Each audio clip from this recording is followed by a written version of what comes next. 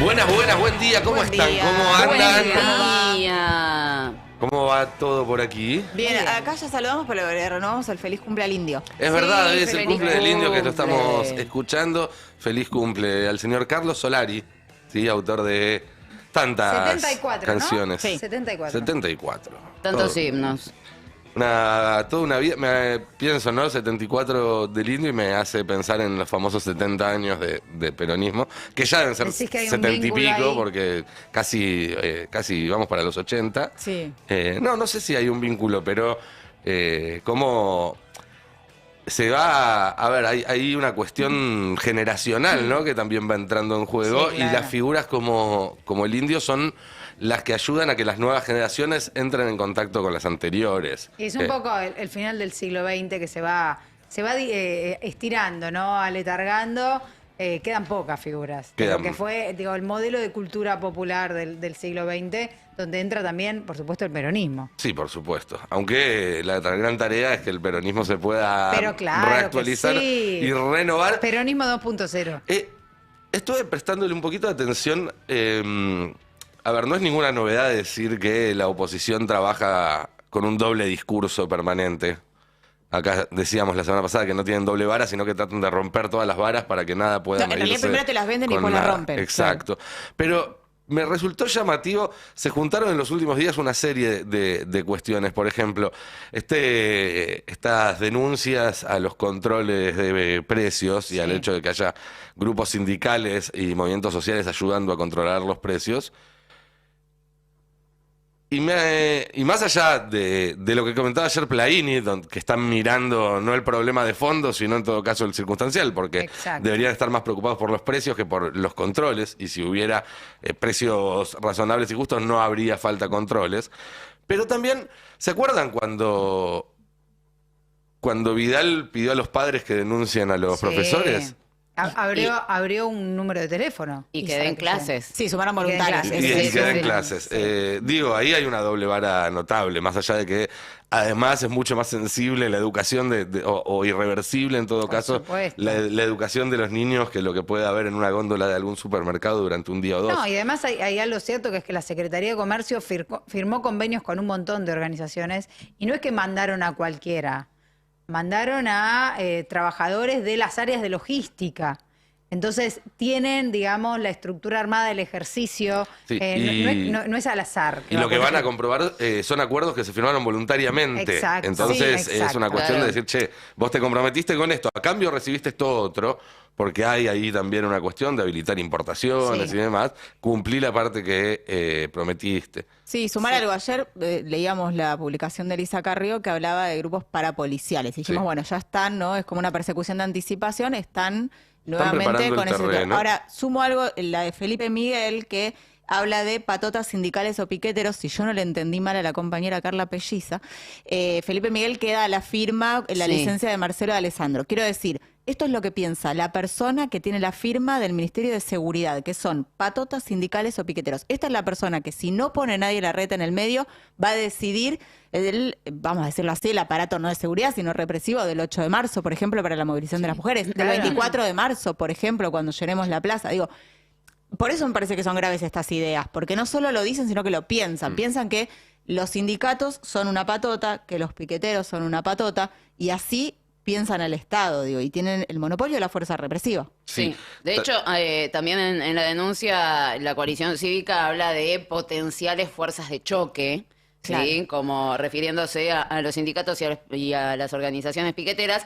Claramente lo que les molesta de todo esto es la participación ciudadana organizada, Claro, ¿no? Porque si totalmente. vos tenés a los padres sueltos sin ningún tipo de organización, más que un grupo de WhatsApp, por ahí es mucho más fácil también de controlar. Ahora, ¿qué pasa con aquellos que tienen una estructura y que tienen determinado nivel de autodefensa? Bueno, evidentemente eso es lo que les molesta. Sí, está eso y también creo que está la construcción de un otro violento para justificar Claro, medidas represivas. claro. Porque no es casualidad que esto pase el mismo día en el cual se monta, como se montó ayer, la espectacular espectacular operación de fake news para tratar de atar a esta organización mapuche imaginaria, Sí, la RAM, exacto, con a el los incendio incendios en el hoyo. en el hoyo, Entonces, algo que está desmentido por los propios investigadores que están allí en el sí. lugar de los hechos viendo cuál es el origen del incendio, pero que acá repitió desde el candidato a vicepresidente de Macri, Pichetto, hasta medios de comunicación mainstream, pasando por funcionarios en acciones. Así que la verdad que cuando ya se ven varias operaciones en el mismo sentido de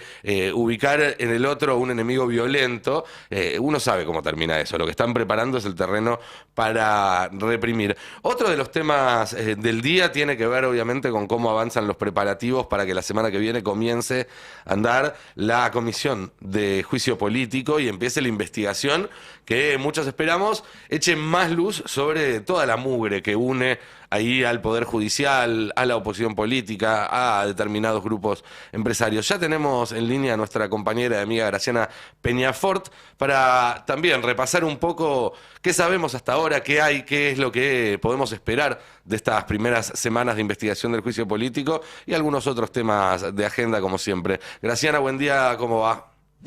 ¿Cómo estás, Nico? Qué Bien, muy prolijidad se bien. te ve ¿Viste? al Me aire hacen hoy. peinarme. Sí, estás prolijísimo. ¿Ha visto? Bueno, quería empezar eso, consultarte desde tu expertise, ¿cómo ves este prospecto de investigación que va a empezar la semana que viene, siguiendo los mecanismos establecidos para un juicio político? Bueno, yo lo veo con mucho optimismo porque creo que es algo muy necesario. Hace mucho tiempo que los abogados que litigamos venimos cuestionando fuertemente el modo de decisión de la Corte Suprema y las decisiones que toma en términos que nos parecen que han conflictuado en varias oportunidades con el derecho, con las leyes. Y es una paradoja porque se supone que es la Corte Suprema el organismo que tiene que garantizar el cumplimiento de la ley. Ujú. Mira, yo lo veo con mucho optimismo. Me preocupa, por supuesto, la posición que ha adoptado la oposición, valga la redundancia, respecto de intentar bloquear cualquier debate democrático, no solo sobre este tema, sino sobre cualquier otro, porque me parece que el país necesita que la oposición cumpla su rol legislativo. Pero bueno, creo que es tan grave el problema de la Corte Suprema en cuanto cabeza del Poder Judicial que creo que hay que avanzar y tengo mucha expectativa que se ponga un poco de luz sobre algunos casos y algunas resoluciones que realmente han sido arbitrarias. Yo Mm. vivo una causa en la que a mí me tocó ser abogada, como fue la ley del Consejo de Magistratura, donde la Corte decidió que era legislador y revivió una ley derogada por el Congreso, lo cual generó una enorme anomalía institucional que de hecho ha paralizado el Congreso, el Consejo, sin solución de continuidad. Bien, ¿y estás de acuerdo? Me imagino que habrás podido mirar el proyecto que ingresó la semana pasada. ¿Te parece que la manera en la cual lo está planteando el gobierno y los legisladores oficialistas, las pruebas que se están pidiendo, los testimonios que se están adelantando, van por el lado correcto? Yo creo que la prueba que se solicita es pertinente para aquello que se quiere probar, que es el mal desempeño de los miembros de la Corte Suprema en su toma de decisiones. Me parece que es pertinente, por supuesto faltará lo que decía la propia comisión, es decir, Sí, hay claro. testimonios que todavía no se han tomado, documentos que seguramente aparecerán durante el curso de la investigación, pero me parece pertinente. El pedido de juicio político está bastante bien fundado. Yo leía a Morales Solá que decía, "No, es un cachivache". No, mire, es un pedido de juicio político. Pero me parece que está bien fundado, me parece que están bien elegidas las situaciones sobre las cuales fundar. Yo tengo alguna disidencia, pero es mía, respecto a la incorporación de estos chats que circularon, pero si logran acreditar las conductas que se hablan en esos chats, se estaría cumpliendo la tesis jurisprudencial que decide que las escuchas ilegales no sirven de prueba, pero la información de ellas obtenida, si se logra validar por otros medios, sí sirve de prueba.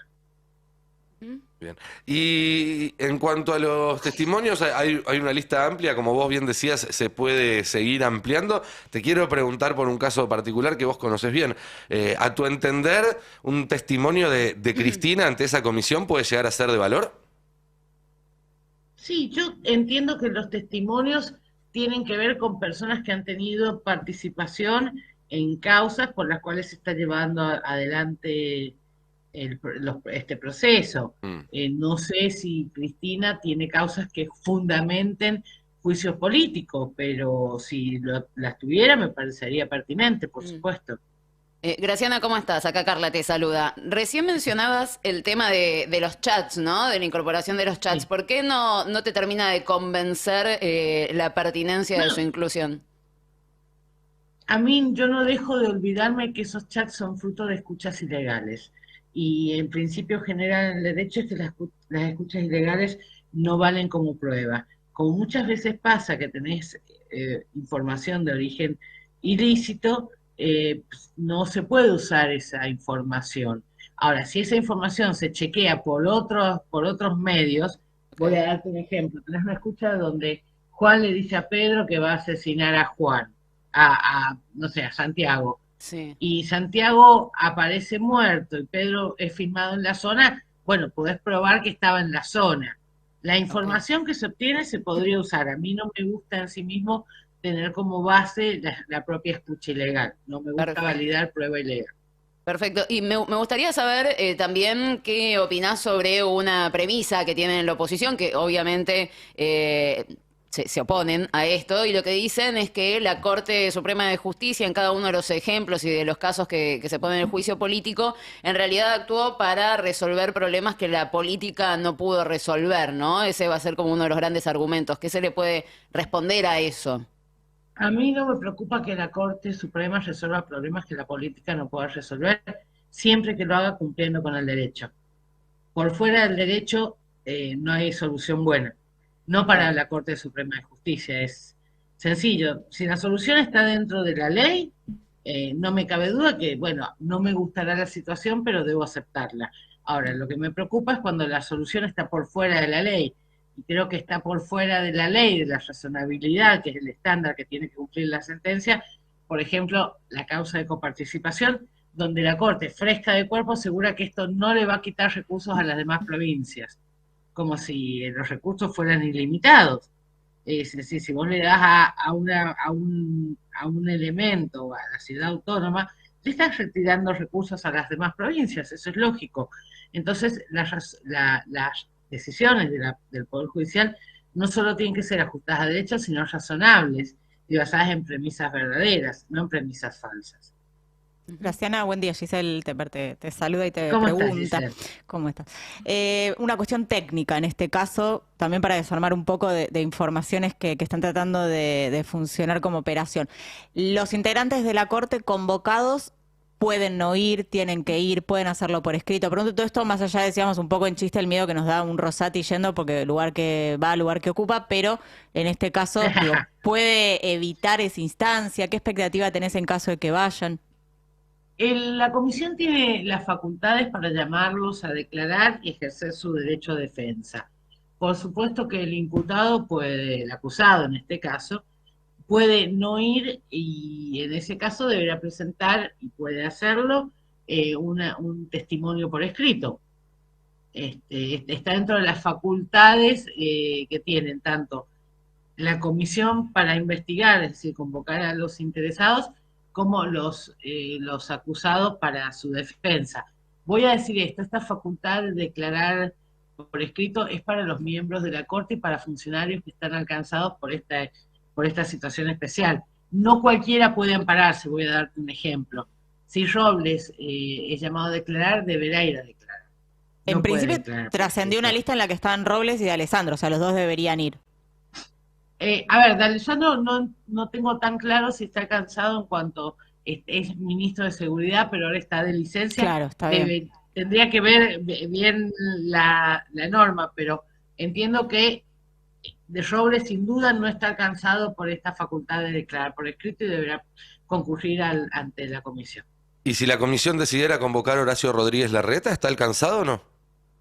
está cansado y puede declarar por escrito. Ok. Graciana Fabiana te saluda, ¿cómo andás? Hola Fabiana, ¿cómo estás?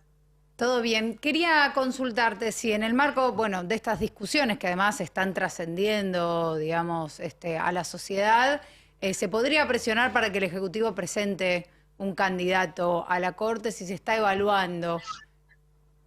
No, no sé si se está evaluando. Yo creo que es necesario que se presente un candidato a la Corte. No menos cierto es que ahora en el temario de extraordinarias está en consideración el proyecto que aumenta el número de miembros de la Corte. Exacto. Pienso que tal vez más adelante, si se trata ese proyecto, se podrá continuar. Bueno, Pero hoy no Graciana, lo sé. Gracias. buenísimo. Esperaremos a las novedades y esperamos también con tu compañía para ir evaluando este proceso de juicio político que va a durar varios meses y que vos tenés una mirada interesante para sumar capas de análisis. Así que muchas gracias como siempre y espero volver a hablar contigo pronto. Les mando un beso. Un Gracias, gran Grace. abrazo. Bueno, bien, ¿no? Aclarando algunas situaciones, sobre todo respecto al alcance que tiene la capacidad de los legisladores de pedir testimonio en la Comisión de Juicio Político. Todos están obligados a darlo. Hay quienes pueden hacerlo por escrito. El resto está obligado a ir y responder preguntas. Sí, ahí hay dos categorías, porque los integrantes de la Corte van como parte de la, digamos, de la investigación, o sea, como acusados, y después tenemos los testigos que hasta ahora había trascendido una lista de alrededor de 50 personas que sí están Robles, D'Alessandro, está también Axel Kicillof, está Alicia Kirchner, y hay varios gobernadores, gobernadoras en este caso, que están, organismos de derechos humanos, también de especialistas en el tema. Lo que todavía puedo decir es que no les llegó la citación, al menos en los casos que conozco. Es que en realidad para que llegue la citación tiene que Debería- conformarse la comisión, Claro, someter primero, ese previamente. temario a votación y aprobarse esa medida. Claro. No va a llegar ninguna citación Hasta la hasta el semana que viene. 25 por lo menos, y además probablemente el 25 solamente se conforme la comisión Y se le dé y lugar se le o dé no al lugar, juicio político. exactamente, y a partir de ahí empieza, con lo cual esto es algo que hay que tener paciencia, va a Paciencia. durar varios meses. Sí, es como que todo se va a votar, ¿no? Y nada de lo que quieras hacer en este momento va a suceder sin un alzamiento de manos previo. Es una comisión bastante delicada, pero bueno, nada, evidentemente van a tener que tener muy buen asesoramiento de un lado y del otro para ver cuáles son las personas que se pueden llamar, cuáles no. Ahí Graciana nos decía, bueno, hay que ver si D'Alessandro, que ahora ya no es ministro en ejercicio, efectivamente lo alcanza la citación o no lo alcanza. Así que nada, hay muchos vericuetos para tener en cuenta y bueno, evidentemente también vas a encontrar diferencias sobre qué incorporar y qué no en el proyecto. Por eso también estimo que hay muchos proyectos de pedido de juicio político, por si alguno Sí, no sí. creo prospera. que en el caso de Alessandro, lo que duda es si entra o no la posibilidad de ir por escrito, Claro, puede sí, ser. sí, no sí. de desistirlo como testigo. No, a ver, es que en realidad todos los que sean Claro, convocados como tienen que testigos ir. tienen que Claro, ir y tienen la además duda. están obligados a decir la verdad al ir como testigos. claro, sí. No pueden mentir en Sí, defensa propia. tampoco pueden Claro, mandar no la están captura de un acusados. chat, tienen que o presentarse o ir por escrito. Sí. Así es, eso es una Sí, formalidad. sobre todo que ahora sabemos que si te metes en un canal de YouTube podés ver y Sí. editar. Y por otro lado, digo, más allá de que probablemente los jueces de la Corte no quieran ir y someterse a la escena de tener que ser cuestionados foto. por la foto y el video, porque Sí. todo esto va a ser en vivo. Las preguntas que les hagan las deberían contestar en vivo. Sí. Y también hay una cuestión políticamente muy significativa en esto. El único control que tiene la Corte Suprema es el del Congreso de la Nación. ¿Sí? Es lo único que, a diferencia del Congreso o del Poder Ejecutivo, que tiene el control del voto, tiene el control del Poder Judicial, tiene en esta instancia, la Corte Suprema, la única instancia de control que tiene es el juicio político por parte del Congreso. Sí. Entonces, si se constituye con las mayorías correspondientes la comisión de juicio político en el Congreso y te convoca a declarar y no vas, políticamente es un hecho muy significativo, porque te estás negando a rendir cuentas ante la única institución que la Constitución dice le tenés que rendir cuentas.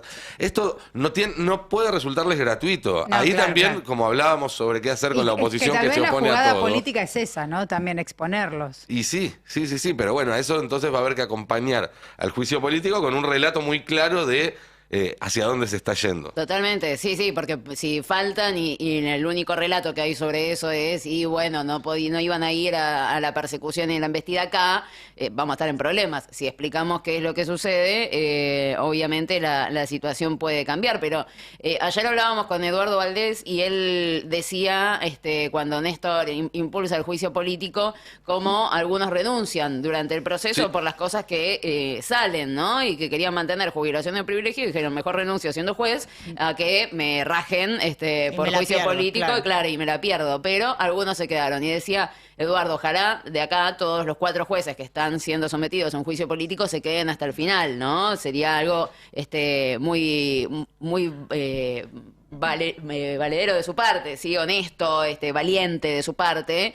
La verdad es que no sé bien cuál es la expectativa que tiene frente de todos. Si realmente cree que alguien puede renunciar en el camino o no, ¿no? Yo no sé de expectativas, pero entiendo que hay ahí, digamos, hay vínculos o diálogo por lo menos abierto con un par de jueces de la Corte y que uno de ellos ha manifestado que está evaluándolo. Claro. Esto lo he contado ya hace una empezaba semana. con Maqueda, Empezaba digámoslo, con Maqueda, el más ok. antiguo de los 4 y también el que está más ajeno a esta internilla Sí, a la política, trama. digamos. Él, en general, durante toda su carrera como corte, se ha ido acoplando a las mayorías que había. Nunca fue un Sí. juez disidente o un juez de estar en contra de las mayorías. Se acopló en su momento a una mayoría que conducía a Lorenzetti y después no tuvo ningún problema de hacerlo cuando le empezó a hacer Rosati.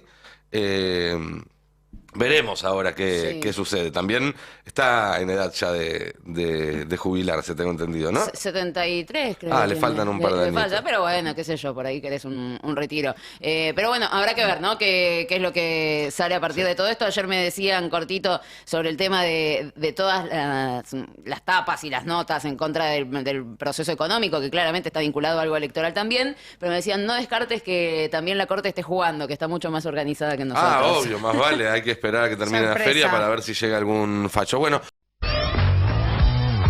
Un país unido por la radio.